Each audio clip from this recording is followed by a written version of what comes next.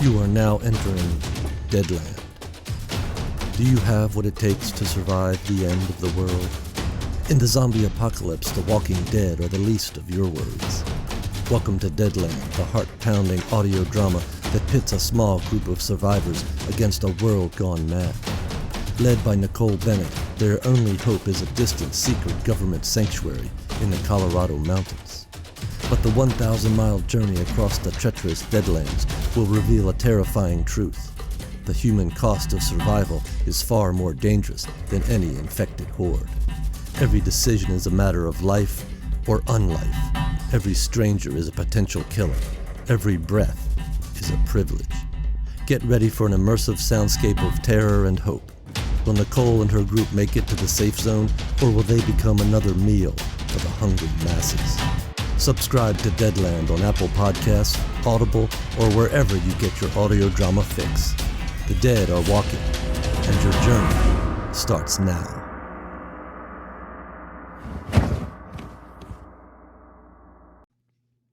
Hi everybody, John here with a quick programming note.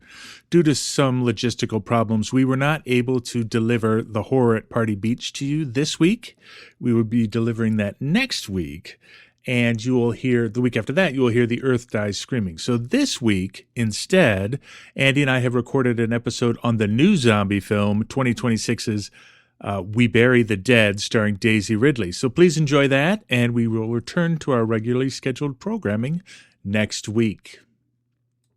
Welcome to Zombie Strains, the podcast where we watch all of the zombie films in order, except for this week, where we're watching 2026's We Bury the Dead. You know, I've seen people act like that in pictures. What do they call them, zombies or something? Zombie. What's a zombie? Just what is a zombie? Well, a zombie, there's, Mr. Bill is the living dead. They are the living dead. Get it, the zombies. It's an army of zombies. No armies could stand. Because a zombie has no will of his own. What is wrong? What is wrong?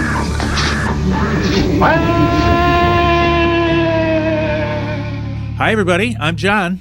And I'm Andy. And welcome to our, not review, but discussion of the latest zombie film, We Bury the Dead, starring Daisy Ridley. And we'll get into details about who's in it, but we're going to do something a little different today. Andy, what are we doing today? Yeah, we're going to discuss We Bury the Dead. Once again, John and I have snuck into the Zombie Strains lab without Brad's being aware of it. So, we're trying to keep the lights down and don't tell Brad. Yes. If anybody sees producer Brad, don't tell him we did this, please. Yes. So this is a new movie. It's, at the time of this recording, is still out in theaters. I think John and I would both agree that it is a good movie. It's one, it's worth watching. I agree. We are going to discuss it in sort of two stages. We're going to have an initial discussion about it that avoids major spoilers. We will be spoiling stuff that you would learn by watching the trailer, I think, pretty much. Yes. And then when we are going to transition then into a spoiler discussion of a couple of details, we will clearly state that. So we'll warn you if you're a really spoiler sensitive person, we'll warn you when it's time to hit pause. And I will say there are some spoilers that are better not to know, but it's not like Weapons. Right. Where if you are spoiled, it's ruined. Yeah, there's not a big twist at the There's end some or anything. personal dynamics that have twists to them, but they're not like earth-shattering. So yes, exactly. Yep. Okay. All right. So, John, do you want to just kind of give us a rundown on the basics of this movie? What is it? Who's in it? How did it come to be? So this movie began filming in February of 2024. We'll give U.S. release dates because I think it came out at different times in different places. But in the U.S., its theatrical release is January 2nd, 2026. However, did its world premiere in March at the 2025 South by Southwest Film and TV Festival.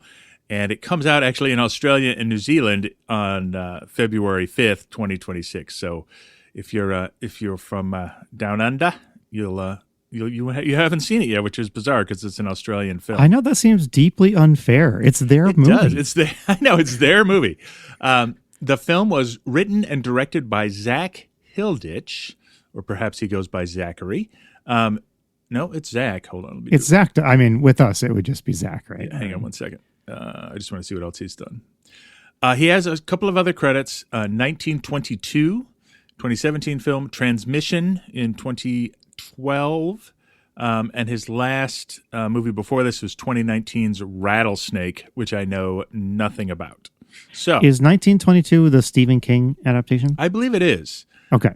There's some other interesting films here. One that's highly rated that I haven't seen from 2010 called The Toll. I don't know if you've heard of that. I assume I have not heard of it. No. Some sort of horror movie. So he's not the most famous director in the world, but I think he's certainly from this film a competent director. Yeah, he's got a track record. On the strength of this film, I am now interested in going back and revisiting a couple of those earlier ones. I think I have seen 1922, and I think it was fine. Right. But I don't know if I have a stronger opinion about it than that. Yes. It stars in the leading role Daisy Ridley. She plays, is it Ava, I believe is her name? Ava, yes. Yep. You know her from Star Wars episodes 7, 8, and 9 as Rey. And she was also in, she's actually, I've seen her in several things. I think she's great. She was also in Murder on the Orient Express, directed by Kenneth Branagh. She was in The Marsh King's Daughter. There's some other stuff she was in. She was in a COVID sort of comedy movie called The Bubble, about people making a movie, trying to make a TV show during COVID that descends into sort of. That's a fun premise. Yeah. So she and she's English. She's done a lot of work. I think she's a very good actress, and it's on display here. Do you think once you're a Star Wars actor, a Star Wars leading actor, you get to pick whatever role you're in? Or do you think it's like a kind of a problem and you're very limited by your appearance in Star Wars? I think it depends. Like Mark Hamill, he did get to do some other stuff, but it's not really until like recently where he's back to A-list. You know what I mean? Yeah. And Harrison Ford, however, remained A-list the whole time because he immediately did, Indiana Jones as well and Blade Runner. So, it's hard to say. I think Daisy has opportunities. I don't think she's like slumming it. So yeah, I think it's hard to say. But I think another example, John Boyega has complained that he is typecast and has been struggling to get roles. So I think it's hit or miss. It's cultural. So other people in this movie. So her main sort of sidekick in this is a very handsome Australian man named Clay. He's got like this long brown hair. I wanted to describe him as absurdly handsome, like he looks kind of like a cross between Jason Momoa and Chris Hemsworth, right? Like he's got a large olive skin and the long dark hair, but he's got very sort of sharp features. But I found out I think he's actually American, or actually I shouldn't say that because I'm not certain. The only other thing he's been in that I've seen, he was in The Giver, he was in Gods of Egypt, he had a bit part in Pirates of the Caribbean. But the one thing that jumped out on his resume to me was he was in the DC TV series Titans as Dick Grayson, playing both Robin and Nightwing. So there you go, which went 46 episodes. I watched one of those, but so there you go. I wouldn't have recognized him if it hadn't been there. He is, I think I would describe him as kind of dreamy. He's dreamy, yeah. Yeah, like if you're doing a summer vacation in Australia, he's the dreamy guy you hope to exactly. meet. He's like absurd, like he's too much of that guy. He's like a surfer with long hair, absurdly handsome, deep voice, smokes cigarettes, the whole thing. Yes. So, and then Mark Cole-Smith is an Australian actor, and he plays the other main part, which we will get to in a little bit, a soldier named Riley. Riley, that's right. And there's some other people. Matt Whelan plays Mitch in the flashbacks. There's other minor characters, but that's about it. We'll leave it there. So, yeah. All right. So, how are we going to do this, Andy? I think you came up with an idea, and you were going to. Yeah. So let's just take a quick minute. We usually do, in our normal episodes, we'll do like a 30 or 60 second overview of the plot. We are not going to go through the plot in the same level of detail that we do in our normal episodes. Right. So I think this movie breaks pretty cleanly into 3 acts. Let's just take 30 seconds per act and go through those. Sure. And then, John, I have a list of zombie movie tropes that I wrote down that I think this movie embodies, and we're going to get into that list. So does that sound good? Yeah. So nobody worry. We're not spoiling it right out of the gate.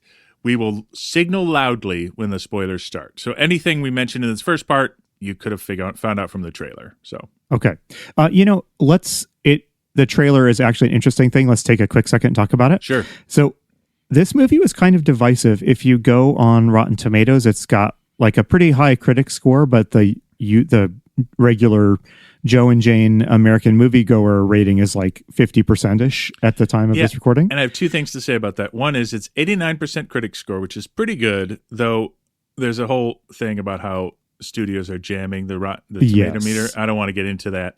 I think if there's sincere reviews, any of the complaints are like it's a little too schmaltzy. But it only had a 48% tomato meter rating from users, and I honestly don't know if that's still Star Wars backlash nonsense or a legitimate negative review of this movie. I can't tell. I could see how somebody wouldn't like it, but it's not like that bad. You know what I mean? Yes, I suspect all those things are factors, but I want to propose that one of the problems with this movie is its marketing. Yes. After watching this movie, I went and watched the trailer. Oh. And it was like watching a trailer for a different movie.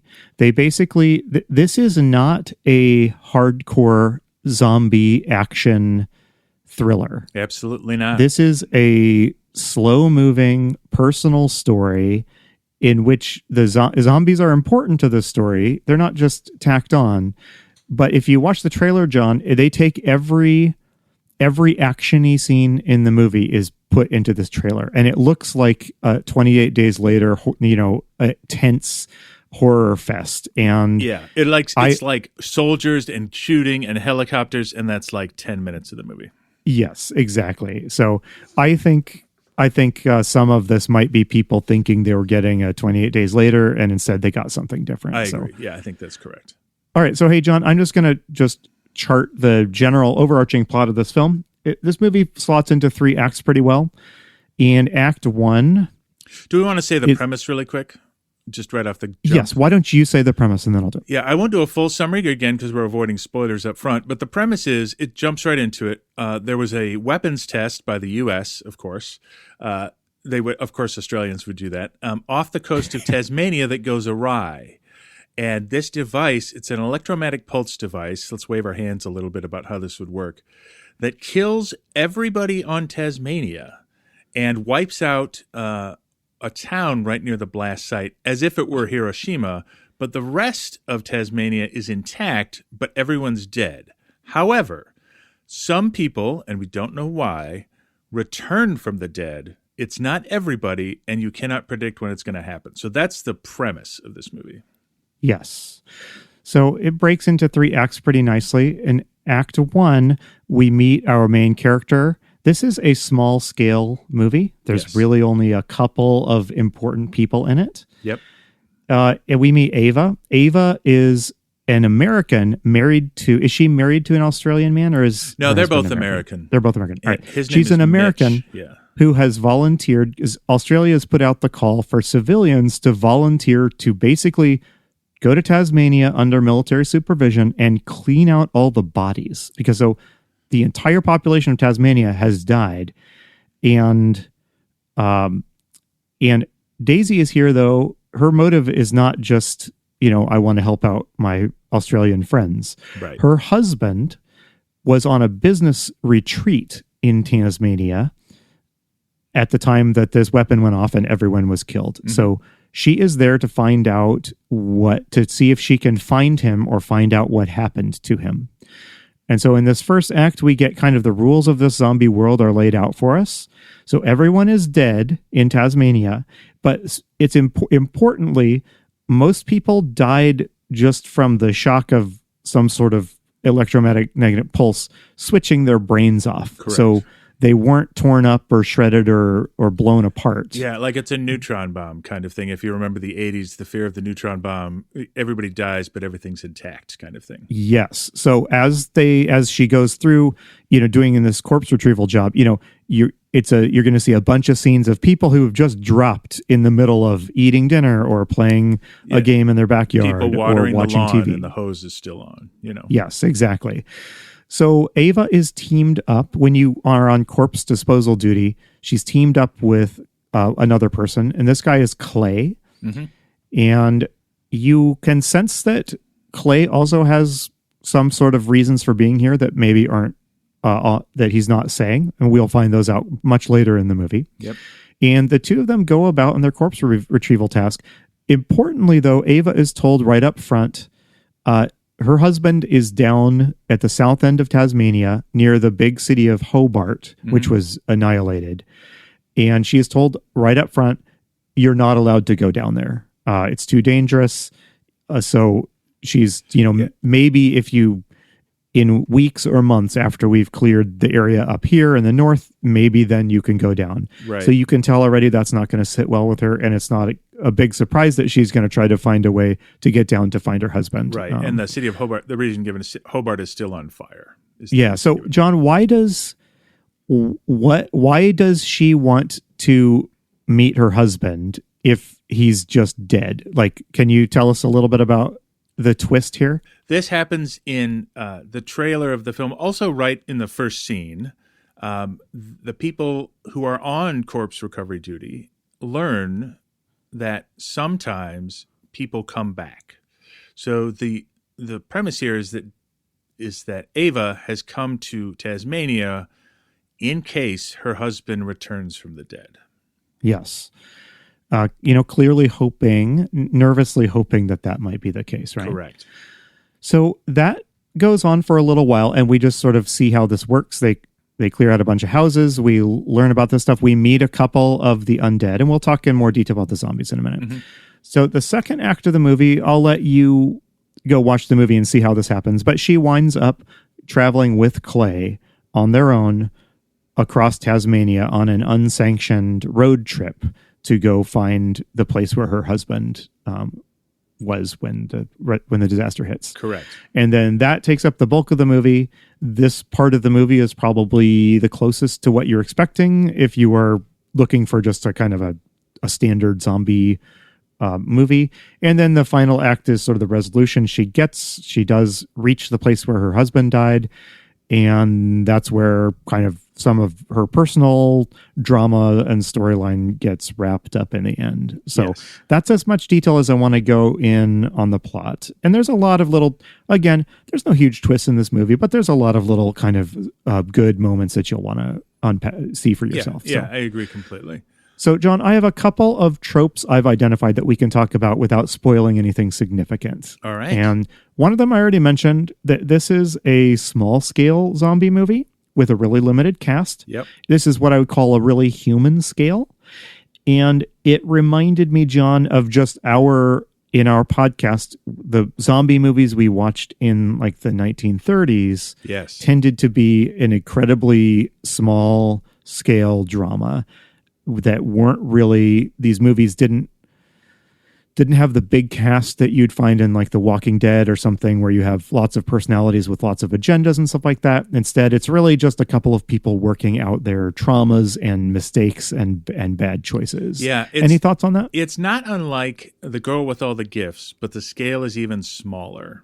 Yes. Right? Like if you took out all the bits where they were in the compound of Girl with All the Gifts or any of the zombie hordes, like you've had a pretty close version of this movie. It's really about these people figuring themselves out and figuring out their relationships. So, yes. And in fact, there's no zombie hordes in this movie at all. Nope. No, I think all of the zombie moments are with solo zombies. Correct. Yeah. And so that leads into the second trope, John, which I'm interested to get your take on this. I would call this is a movie with a limited scale apocalypse that features an infection zone or a quarantine zone, a part of the world that has been sealed off from the rest of the globe. Just like 28 days, weeks, and years later, right? Yes. It only takes place in England. This is the same kind of thing. It's only Tasmania.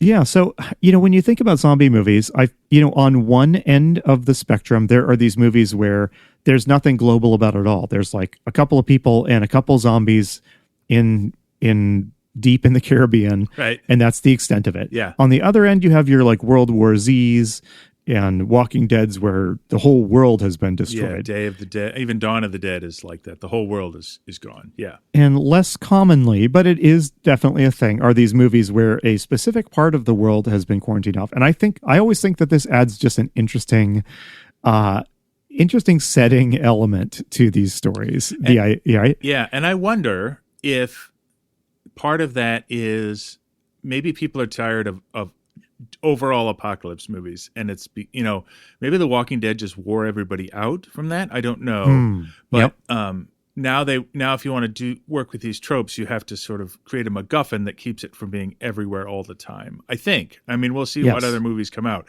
but I think this limited scale also controls the story you can tell, right? Also, so these characters can have resources that survivors in a zombie apocalypse would not have, for example. Yes. Yeah.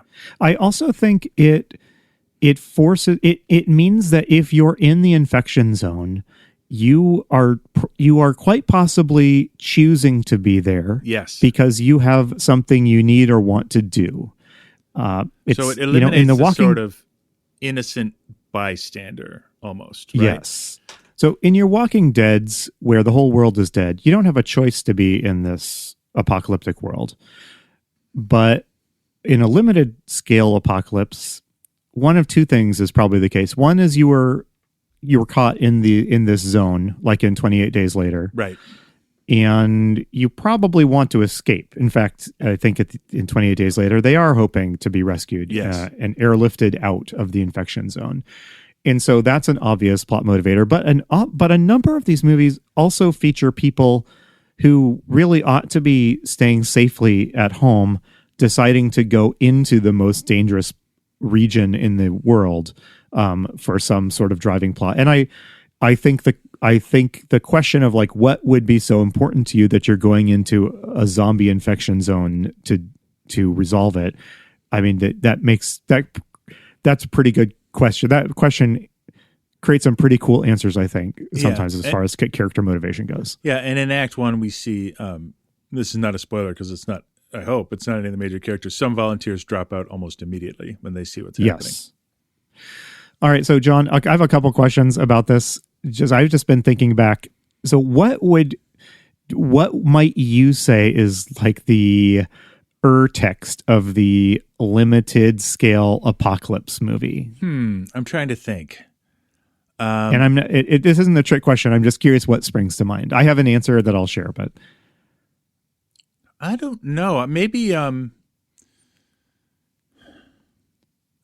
don't know. I don't have a good answer for that. I'd have to think about it. I want to toss out John Carpenter's Escape from New York. Oh, that's good. I like that. It's not a zombie movie, but in that movie, Manhattan Island's been sealed off, not due to infection or anything, but just because of out of control 1980s crime, urban crime. Right, that's right. So, this is I did think back. I did try to make a list of zombie movies that feature this trope. So you've got your 28 Days, Weeks, and Years Later, where England has been sealed off. Right.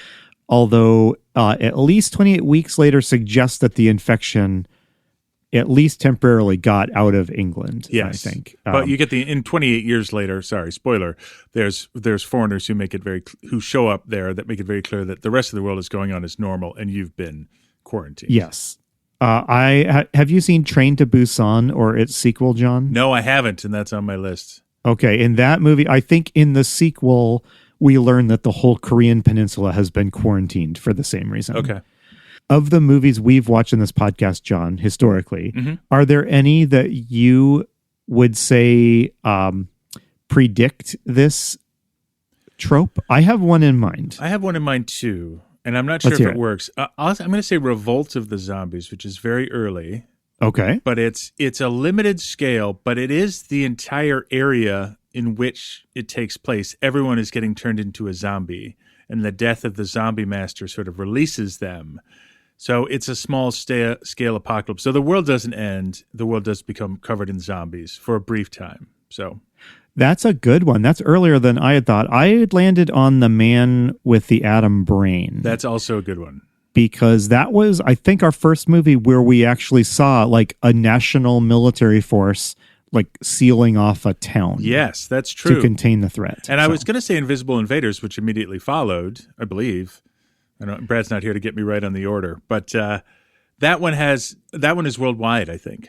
I think that is too. I wondered about that one too, but I think that one's pretty global. And I hate to say it, but Horror at Party Beach has a little bit of these vibes because yes, it does. It's a zombie threat. It's bigger than just a couple of protagonists that are being threatened. Whole town. They're threatening the whole town, and there's not really a sense that they're gonna spread to like other towns. I don't think. I mean, maybe. I don't know. Anyway, but that is a very It suggested you could avoid them by just skipping this town. Yeah, exactly. All right, I'm almost done talking about this trope. I just want to say, so this is a theme that comes up in zombie video games, which we don't talk a lot about, but obviously video games are a big way that the zombie genre is kind of perpetuated these days. And so the video game franchises Dying Light and Dead Island both feature this trope where you're like either stuck in a quarantine zone with zombies or you're sent on a mission into the world's worst city that's full of zombies. Yeah, and what I like about this is there's a suggestion of hope and normalcy if you can just achieve it. In The Walking Dead, I think seasons ago people abandoned any hope of that sort of thing. So yeah, The Walking Dead, it is a hope. I mean, so I've not watched all of the show. The comic book, it ends on a hopeful, optimistic note, actually. Oh, that's good. But the show is very down on the future of humanity, I would say. Yeah. So, John, my last comment here is because of this trope, I think my personal favorite movie that does this trope that We Bury the Dead reminded me a lot of is, have you seen the 2010 movie Monsters? I have. I love that movie. Me too. And that it reminded me, We Bury the Dead reminded me a lot of Monsters. I had forgotten about that movie, but as soon as you said it, yeah. It's got this quarantine zone due to alien invasion, kind of, not zombies, in northern Mexico, southern U.S. It's kind of a meta. I think we're supposed to read a lot of like ideas about like immigration into it, but it also shares with We Bury the Dead this slow and really personal pace. I think almost meditative at points. Now that you've said that, you've got me thinking. Annihilation has the same feel, like a limited scope to the disruption of the universe kind of thing. Though there it suggested it's going to keep growing, but I like that. I love Monsters, and then he went and did the Godzilla movie, which I think was fine, but there was something special about Monsters. Sort of like District 9. I don't know that anything super substantial came from that director again, but that one idea was executed so well by them that movie sticks in my brain. I'm going to hypothesize that it's not a coincidence that Monsters probably had a much lower budget than Godzilla. Correct. And I think that drives you to be better with the resources you have, honestly. Yes, I agree.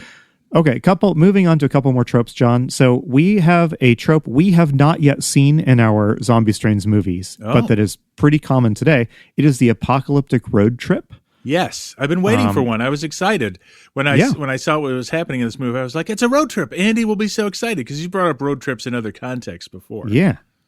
So this is a trope where the survivors in a zombie apocalypse don't or they can't just do the thing they should do, which is just like find the safest place, fortify it, and hunker down and just stay there. They are driven to leave safety, and they go on a journey or a quest, you might say, through dangerous territory. So that's clearly present here. And the last one I want to talk about before we move into spoiler territory, John, is the trope that we are starting to see hints of it, I think, in our movies, in the zombie movies from the 50s and 60s, of survivors with personal agendas that are often hidden from each other. Yes, and I think this is important because I think what also is featured here is unresolved. This movie is all about unresolved issues for every single character in it, and it's about regret. And so it's really about all of these, taking care of these personal things through the prism of the zombie genre, right? This movie's first priority is not to make a zombie movie. This movie's first priority is to talk about these relationships. You could have chosen, I think the zombie stuff in here is great, but you could have chosen aliens if you wanted to. Yes. I mean, you could have done this a number of different ways. It was really about having people separated and having unresolved issues between them and having to try to figure out how to solve that. Exactly. And it creates, the there's a reason this is such a much used thing. Like Walking Dead is full of this. I mean, shows like Battlestar Galactica really brought this to the fore. I think this idea that you're all on the same team, maybe you're even pursuing the same objective, but because you're doing it for different reasons, you maybe can't trust everyone is going to make the decisions you would want them to. Right. So Ava has a personal agenda here. It's to look for her husband, and she hides that kind of from her superiors. Clay has a personal agenda that's maybe less dramatic than Ava's, but it does come out in the end. We'll talk about it when we end after the spoiler. After we cross the spoiler chasm or whatever we're calling it. Spoiler barrier. That's right. And then one of the other characters, Riley, that she encounters, has his own reasons for doing what he's doing. Yes. That are not clear immediately when he first meets. So, okay, John, let's declare that we're crossing into the spoiler zone now. It is spoiler time, everybody. Yeah. And I would like to offer, sometimes, I do this with movies sometimes, so let me just say this really quick. Sometimes you're not going to see a movie, and it's just fun to hear about it. I always like to hear about movies I know I'm not going to see, so this is same. absolute spoilers. If you want to see it, maybe don't listen, but if you're just curious about the movie, listen, it might be enjoyable rather than having to see the whole thing. So yeah, and this isn't like a like an M. Night Shyamalan. Like if you hear the twist, you might as well not watch the movie. It's not like that at all. No. Yeah. Okay, so John, the first of our spoilery tropes that I flagged is one we have not seen yet. I don't think in our regular movies we've been watching. So we're up to 1964. Correct. And this hasn't come up. We have zombie pregnancy and pregnancy horror. Yeah, we had it. Now, technically, we had it in Girl with All the Gifts, but we watched that out of sequence, right? Yes. And it was in 28. I'm spoiling everything, by the way. It was in 28 years later as well. Yeah, so it is my this is based on very limited research, and I actually hope we'll be proven wrong here because I love learning that tropes popped up earlier than I realized. Yeah, that's been one of the joys of this podcast, actually. Yes, I know that by the time we get to 1978, George Romero's Dawn of the Dead features a pregnant survivor. Right. And her pregnancy is very explicitly part of the horror of the situation. Because you, the viewer, are invited along with the characters to wonder what that means. Yes. Is like and pregnancy. There's a lot of levels of the pregnancy horror. First, it's just simply scary to be pregnant in a disaster, in an apocalyptic environment. Yep. And secondly, you have this awful question of what if the baby is a zombie? What if I become a zombie? What will happen to my baby? I mean, it's deeply uncomfortable, and I think there are some directors that really love to twist the knife of this type of horror. And of the movies we've watched, John, none chronologically up through the 1960s have had pregnancy horror. No, not even a suggestion. There was some in the Dawn of the Dead remake by Zack Snyder in the early 2000s. Yep. That has a really gross zombie pregnancy sequence. Yes. So what do you think, John? I mean, where we're watching movies in the 60s, I mean, I think like I Love Lucy still can't say the word pregnant on I think not. The screen. And in fact, one of the other things I'll just spoil really quickly here is that the relationship drama between, it takes most of the movie to find this out, between Ava and Mitch is that she had an affair just before he left, or she told him about one. That's the only twist in this movie, kind of. Yes. And it is revealed through flashbacks, but it's revealed late in the movie. So this is also our first movie where sexuality and affairs and anything other than just pure, straightforward Christian marriage is a thing. Yes. You know? Yes. And we might as well talk about that now. I really liked how they slowly unfolded the story of Daisy's relationship with her husband. So when the movie starts, she's seeking her husband, and you just assume, well, I mean, she loves her husband, right? That's why she wants to find him. Find him, right? Yeah. But and through flashbacks, we get these glimpses of sort of milestones in their relationship. Right. We see them when they're married. We see their early married life. We see them having a great time. We see them trying to get pregnant and failing, which is huge. Yes. Yeah. We see all of these really stereotyped moments, I would say. But towards the end of the movie, I will say, if you were to guess, like, iMovie viewer, if I were to guess, like, who is going to take the action that's going to, like, really damage this relationship, right, I would guess it would be the man. I mean, and you can say I've got a bias there, but this movie's kind of twist is that it's Ava who, she had a one night stand with somebody. She appears to have felt horrible about it and wanted to talk to her husband about it, but he had to leave on this business trip, like right when this was happening. Right. And so her whole estate and the future of her marriage and her relationship with this man is just in limbo, maybe forever, because that was the last time she saw him. Yep. And was the conversation of, we have to talk about this maybe when you get back from your business trip. And I want to contrast other people's issues here, like, because what happens early on is she shows up and has a female partner, and Clay shows up and he has a male partner. Both of their partners drop out. Clay's partner is just, he can't take it. There's an interesting thing is that Ava's original partner, the character doesn't even have a name, but she's sort of giving her life story, and she's like, well, I wanted to show my girls, my children, that what it means to be a good citizen and help out. And then after their first encounter, not even with a zombie, just with some dead bodies, she comes running out of the house and she's like, I have to go be with my girls. And she puts her hands up and leaves immediately. Yes. You know what I mean? So so that sort of gives you a warning that the stakes for Daisy must be something more than simple familiar, not that that's not a lot, but simple familiar relationships. Because she obviously hates the experience too, but has no thought of quitting. Yes.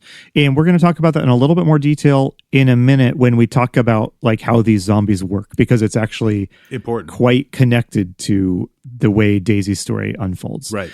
So we have the zombie pregnancy trope. We also have a trope that we can't be in the 60s. We cannot be too far from this, John. The crazed survivor trope. Yes. And this is where you come across somebody who may appear to be an ally. They're a fellow human being in a zombie world, right? Yep.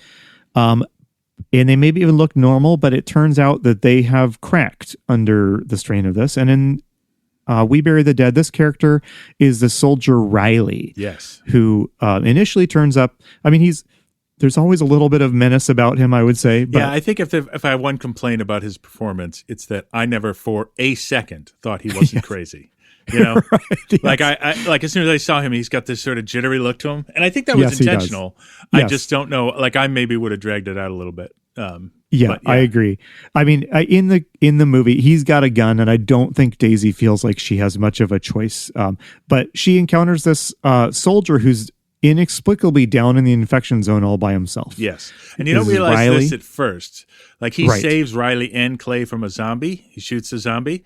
And then we're like, whoo, it's a soldier. And then you realize like there's like his uniform's disheveled and there's like some blood on it and like like something's not right here. And I want to say one thing this movie does really well up to this point is building tension. And we'll talk about this more about the how the dead come back when we get to that section. But this also like the tension really builds in this scene as inexplicable things keep happening in this with Riley around, and it keeps getting weirder and weirder. So yes. Yeah, I mean, just to sum it up, so Riley offers to take Ava to her destination. Right. Which I think is called Woodbridge, I think is the name. Yes, that's right. But instead he takes her to a house that it's out in the boondocks. He initially claims it's like a place where they can just quick get supplies. She learns once she's in there with him that it's his house, and he sees a picture of him and his wife there. Yeah, and he's just stark raving crazy. He's got his zombie wife up in the, he's one of those people, the type that keeps their loved ones around as zombies. And he's captured a bunch of zombies, and he's conducting like experiments on them. And yes, And so she has to kill him to escape. And that whole sequence was pretty great, actually. Yes. The movie's strongest single action sequence. This is a movie without a ton of action in it. Yeah. The creepiest thing, not the scariest thing, but the creepiest thing in this movie is as she's pulling out of that house after killing him, is this pregnant zombie wife standing in the driveway with her hand on her belly. She's clearly a zombie, and she's just looking at Ava as she drives past. And I was like, it's it's kind of a jump scare. It's great. Yes. Because she flips on the lights and there's this pregnant. Yeah. So, I should have specified when we talked about the pregnant zombie trope. Yeah. The pregnant zombie in this movie is Riley's wife. Yes. And one of the reasons he's cracked is that not only has he lost his wife, but, he had invested obviously a lot of hope in their unborn child. And she came back and she's still pregnant. Yes. Yeah. And at the end of the movie, this is actually going to be resolved, although Riley won't be alive to see it. Right. So, all right. So, John, those are the tropes I flagged. Did I miss anything that you were like, oh, they're doing this, that we either have seen in our podcast to date or that we are waiting to see? No, I think the big one is experiment gone awry, right? Yeah. Like, this is similar to the trope that starts 28 days later. It's a science experiment gone awry, but have we seen that? I think we have seen that. I'm trying to remember the origin of the creature with the atom brain. Was that accidental or intentional? Oh, I don't remember. I can't remember. We are close to this. We haven't had anything that's quite like this. Like we turned on the Large Hadron Collider and it turned everyone in Europe into a zombie or whatever. Right. But we are getting close to it, even in like silly stuff like horror at Party Beach, where it's a byproduct technology. Of technology. This is very explicitly though military, irresponsible military leadership creating the apocalypse and the zombie horde. Yes. So we don't need to dig into that because I think it's just, again, a MacGuffin for this movie. This movie is not about that at all. But it is a trope we see in it. So, John, lastly, I want us to wrap up by talking about the reason we are discussing this movie. Yeah. I want to talk about the zombies. So can you just explain, with full spoilers in effect, how these zombies work? It's actually fascinating. So everybody is dead, and they look dead. They look horrible, like something horrible has happened to them. They look dead. They've been like rotting. Yeah. They aren't like chewed up and mangled, but they've just have been rotting for a while. Yes. Lots of people have black skin or their veins are sticking out or, it's nasty. It's gross. So when we first see the zombies, they simply get up and they stand there and they just look at you and they don't charge you. They don't say anything to you. As we progress in the film, they do start to exhibit more behaviors. And one is grinding their teeth with this huge clacking sound that we run into that in the last zombie they see before they hit the road. Yes. And then as things go on, actually Riley points this out because he's the weirdo who's been conducting experiments on them. The longer they've been animated, the more agitated they become, which actually ends up not being true. Yeah. But that's his theory. So they're just regular people who reanimate and are sort of almost, they describe them as docile at the beginning of the movie. And that goes away, but at the beginning they are. And they're still scary though. The first zombie they run into is somebody who's just standing in a garage covered in motor oil. It's quite scary actually. Yeah, it's scary, but it doesn't do anything, right? Yeah. I also love how they reveal this. Like they don't show you one reanimating first. First, she sees another group having discovered a reanimated zombie, and you see that it's killed, but you never see it. And then this is part of the great tension in the movie. I am just waiting for one of these zombies to wake up on her. Yes. And when it finally happens, it's like, yeah. So that was really good. The tension in the first act is killer because of this plot device. Yeah. And I mean, the question here is nobody knows why some people are reanimating, but not others. Right. And it's a very small percentage. It's almost nobody. That's why all the zombies they run into are singular. There's never groups of zombies. So I want to talk, we do get a hypothesis about why they're reanimating. Right. But before we get to that, so if we were doing what kind of strain of zombie is this? How would you describe it, John? I would describe it as they get killed by science, but I don't think they reanimate by science. There's an unsuggested mystical element to this. I think so too, yes. That is not explained at all. And actually, one thing I love about this movie is they kind of avoid explaining things. Yes. Like at one point, Clay and Ava are reunited at the end, and he says to her, "How did you get away from the psychopath?" And she says, "You go first," because we never see Clay escape Riley. He just disappears for an act.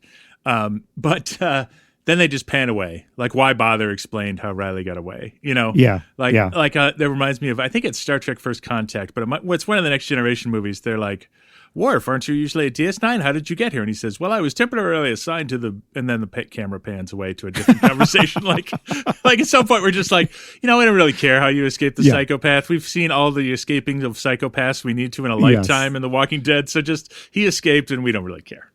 So we do get a hypothesis. I think it's stated, is it by Riley who says it? Someone tells Daisy, the ones who come back are people that have unfinished business. Yeah. Yep. And no one, that's not like shown to be true, but it certainly informs how you understand. True. Like, I think the zombies we run into at the end of the movie who have more character, definitely that feels like the case. Yes. I think we are meant to believe that is in fact what's happening. And that does make it a mystical explanation for the their zombies, emotional lives have not concluded in a satisfying way, so they have to come back to conclude them. And we see this illustrated in a few ways. She meets in one of the movie's more moving scenes. I almost cried during this scene. I won't lie. Yes. I know which one you're going to talk about. I'm going to talk about the guy with the family. Yeah. Yep. Why don't you describe it? Okay. You sure you don't want to? It's pretty good. I'll describe it. Go for it. So she is traveling. She ends up having to walk after she escapes the psycho. The road is blocked. She can't get her car around it. So she has to walk a long way, and it takes more than a day. So she has to stop for the night. And she finds a secure place. It's just a camper, right? Like a Winnebago. And there are people in it, but she takes them out very respectfully and sort of lays them on the ground next to the trailer, and then locks the door and goes to sleep. And then you hear a roar like a zombie waking up, and you see somebody move behind the camper, and she goes out to check on it. And the four people in the camper were a family, a mom, a dad, and two kids. And the father, she's about to kill the father, and she looks at him, but he just turns around and he starts digging a hole to bury his family. Yes. And I just thought that was amazing. I don't know how that you have kids. Did that hit you the same way it hit me? Oh, totally. Yeah, this one pushed my buttons. Yeah, and he's not aggressive to her at all. And then she helps him, actually.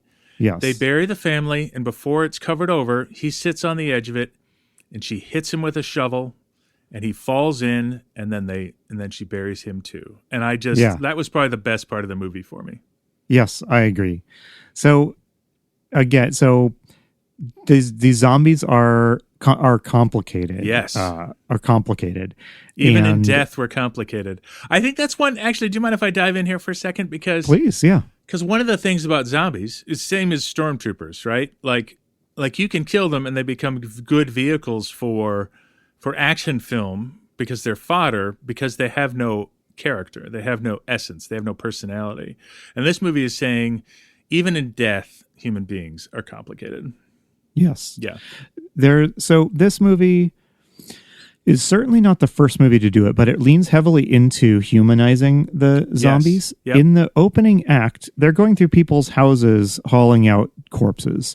And this movie makes a very big point of panning across the framed photos in each house, and it will often kind of tease you with a really gross zombie corpse that like Clay is just treating disrespectfully. Yes. And then it will pan to a picture of that person in life with their husband or something like that. The most moving one there is when Clay is bitching up a storm about a really heavy woman that they're trying to drag out of a house, and he's just like, blah, blah, blah. He's so mad. And then they just pan to her getting married, her picture of her wedding. And she's heavy in that picture too, but she's so humanized in that moment. You're like, oh, I feel bad now. You know what I mean? Exactly. Yeah. Yep.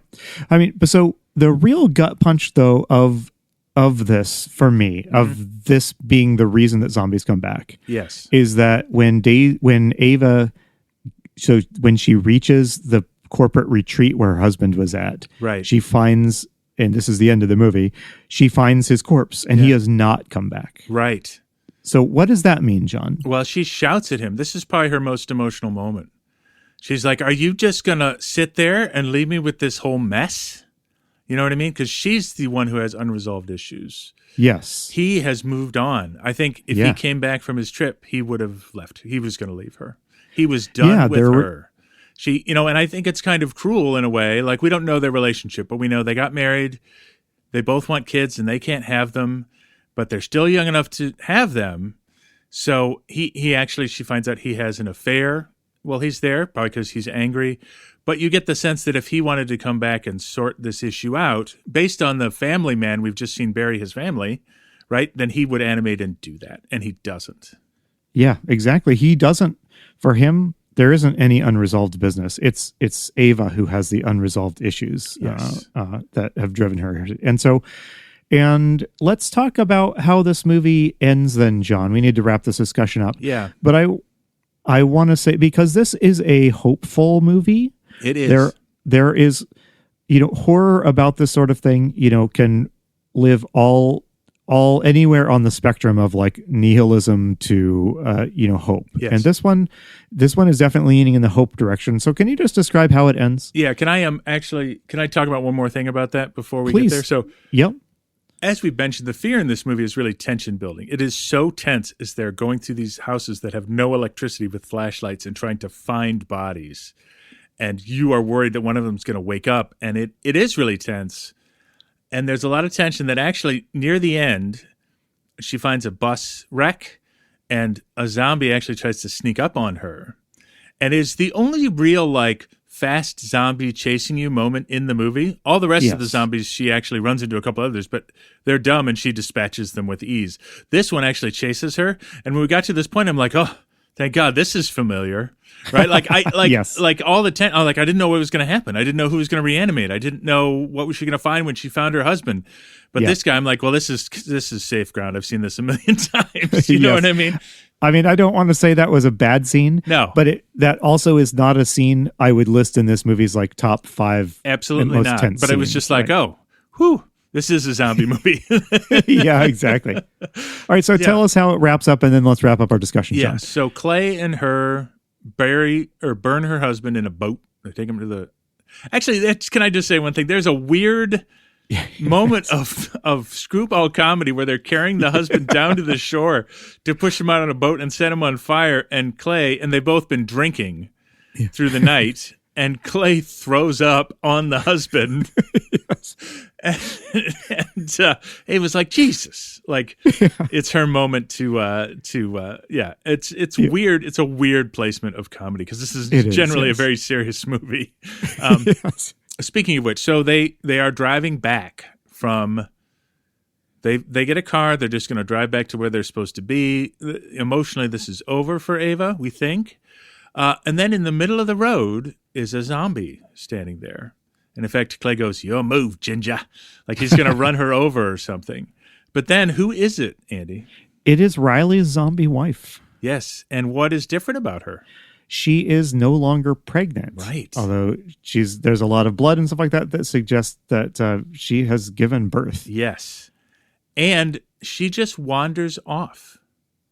And as she wanders off, Daisy can hear crying. And in a very heavy-handed metaphor, in a ruined church, Daisy runs there and finds this baby. And the baby is normal. It's not a zombie. Yes. And that's how the movie ends. Yeah. So okay. I have thoughts about this movie. And we don't need to talk much longer, but what did you think of it on the whole? And then I want to talk about the ending in particular.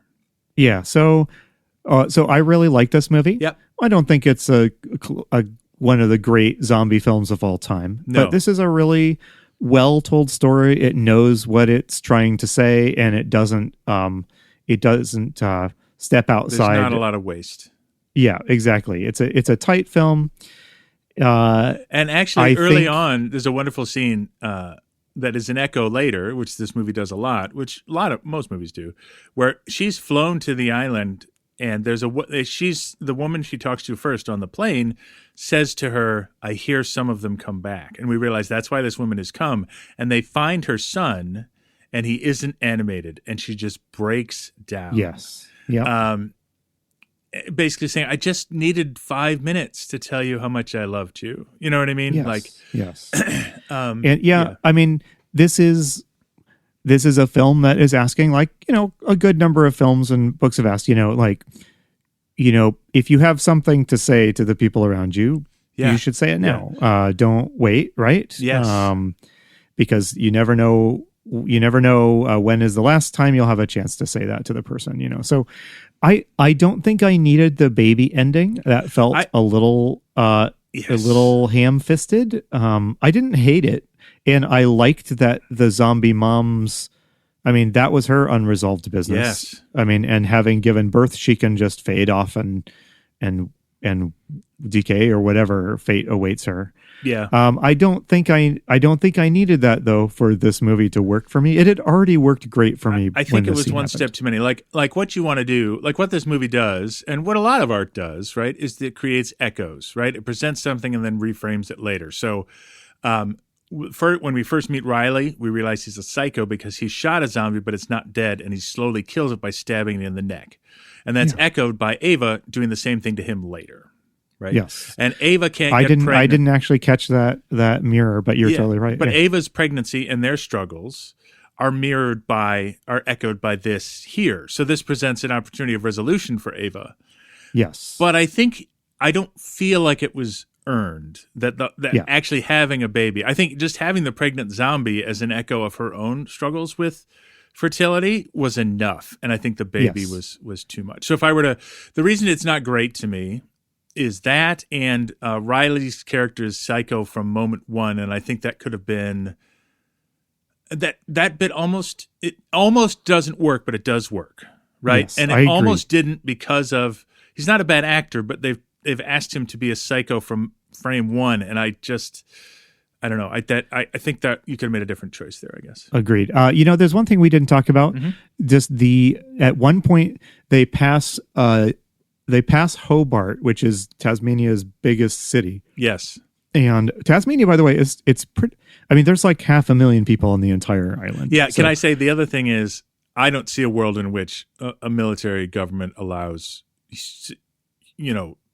citizens from around the world to do that. I don't know, maybe. I definitely wondered about that too. Rescue operations or something, like when a bunch of firefighters and citizens went to New York after 9/11, like I could see that. But this is like I could see the UN organized to take care of this work without like regular folks. I agree. That is something you have to just kind of accept. Yes. I think. That's if you don't accept that premise that they would allow volunteers here, then you're going to struggle. So yeah, I mean, because the soldiers are very cavalier. Person, like if you see one of them, they're docile. Just set up the thing, and then we'll come in and blast them to pieces. Like, were they really docile? Like, why would you do that if they're really docile? Yeah. Yes. So, yeah. So I just wanted to say that they passed the ruined city of Hobart, and it looks great. There's not a lot of big effect shots in this, but the Hobart one is great, and there's another one. She's walking down a winding oceanside road, and there's the tail of a crashed airliner in the water. Yes. Yeah. Well, so I mean, as for what I think about this movie, so this movie put into film form the experience of like having a good long hard cry about something that you have to just let go in your life, whether it was a relationship that you don't have anymore that you miss. Mm-hmm. And this movie is about recognizing that part of your life is done. You can't go back. You can't change it, but you do have to move forward. And so you're taking a moment, you're going to cry about it, and then you're going to move on. And to me, I felt that emotion really strongly watching this movie. I wonder how much that has to do with us being over 50. That's easily. It has a lot to do with it, I suspect. And on a personal note, like we don't talk in our lives about detail, but I'll just say like my mother got divorced when she was 40. It wasn't great for her, right? It was an affair. But I don't know that she ever let her anger at my father go. You know what I mean? She never remarried. Yep. She never even dated, really. And and she was angry with him, I think, till the day she died. And I think about that a lot when I think about people. Nobody's ever done anything that bad to me, but like when I think about people I'm angry with or people, I often just say to myself, like, John, you got to let that go because of the example she provided. Like, it wasn't like a nightmare or something. I'm not suggesting that. I'm just saying it really moved me because my mother made the opposite choice. Never let it go. You know what I mean? Yeah. Yeah. Thanks for sharing. That is a great insight. Yes. Yeah. So in any case, I say 3.5 out of 5 stars. What do you think? Yeah, I think I gave it something like that. I might have given it 4 stars. John, let's wrap up with just our last couple of questions. Sure. We always ask 3 questions at the end of each episode. Let's do it with this one here. All right, so John, here are the 3 questions we always ask. All right. First, would you and I survive in the zombie world of We Bury the Dead? As long as we didn't, I mean, everybody on Tasmania died. So excluding people on Tasmania, I think yes. Largely these zombies are docile. Even if we decided to go on the road trip, like, I think you could take sufficient care for to not get killed by one of these zombies. Later, they become a bit of a threat, but even then, like she runs into one late at the movie. It's actually a wonderful moment. They're in the pool at the resort. They're getting drunk, and a zombie runs in, and she just hops out of the pool, picks up a whiskey bottle, and smashes it to death in the head.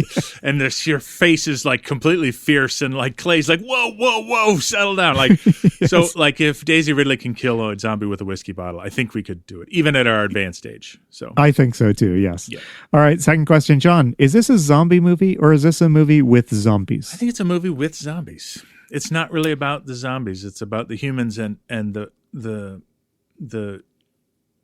guilt and the regrets that they carry, and the zombies that are just there to frame those relationships. I think you're right. I think it could have been something else beside the zombies. Yeah. I do think the zombies coming back because they have unfinished business is a thematically powerful thing that might be hard to pull if it were like Aliens or something. Yeah, but, and I think that what's great about that is, again, they don't want to explain it. I can see a certain sort of film fan, and nothing against you, being like, that's dumb. People just don't come back because they have emotionally unresolved issues. I'm like, no, they don't. In fact, they don't come back at all. That's dumb, right? Like, if you're going to complain about that, you can complain about the entire genre. So, right. Yeah. But no, Right. I think that I actually was really moved by that. Again, it's because we're soft in our old age, though, Andy. Yes. Oh, for sure. We're big softies. All right. And lastly, John, do you recommend this movie? Firstly, generally as a movie that, an average moviegoer would enjoy. And secondly, do you recommend it specifically to the legion of zombie-loving freaks that listen to this podcast? I'm going to say yes to both. A hard yes to zombie fans, though, some of the complaining reviews I read, people said, I wanted to see zombie hordes and stuff, and I didn't get that. So if you want to see a different kind of zombie movie as a zombie fan, you should see this movie.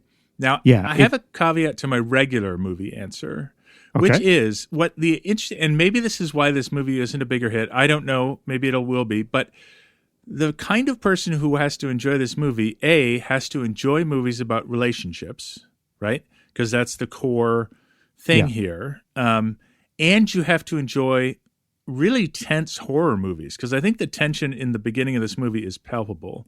Yes. And it's hard to find a person who likes both of those things. You know what I mean? Like you and I do. But like my wife would love the relationships part, but she is not here for the zombie part. You know what I mean? Yeah. So I think it's hard to recommend because you got to know you like both of those things. I think that's a good way to put it. Yeah. So I would give it kind of a soft. I really like this. I mean, I think it's a good movie. I'd give it a soft recommend for a general audience for the reasons you just said. Yeah. And I would give it a stronger recommendation for zombie fans.